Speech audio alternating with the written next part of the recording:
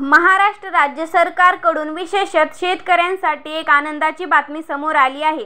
आनंदाची बातमी हीच आहे की लवकरात लवकर शेतकऱ्यांच्या खात्यात प्रधानमंत्री किसान सन्मान निधी योजना आणि नमो शेतकरी योजनेचे पैसे बँक खात्यात ट्रान्सफर केले जाणार आहेत। सध्याच्या परिस्थितीमध्ये बरेच शेतकरी येणाऱ्या 2000 रुपयांच्या हप्त्याच्या आशेवर बसलेले आहेत, परंतु अजूनपर्यंत सरकारकडून या संबंधित अधिकृत माहिती आली नाही। परंतु काही सूत्रांच्या अनुसार जर आपण गृहीत धरलं तर लवकरच नमो शेतकरी योजनेचा हप्ता शेतकऱ्यांना मिळणार आहे आणि त्यांना आर्थिक आधार सुद्धा मिळणार आहे।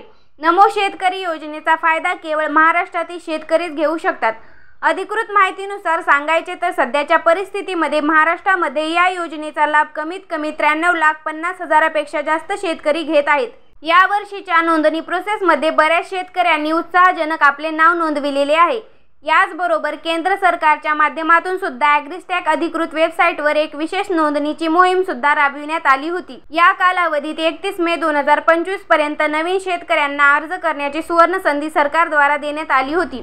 इतकेच नव्हे तर ज्या शेतकऱ्यांना कागदपत्रामध्ये त्रुटी म्हणजेच अडचण आलेली आहे त्यांना सरकारमार्फत 31 जुलै 2025 पर्यंत मुदत देण्यात आली आहे।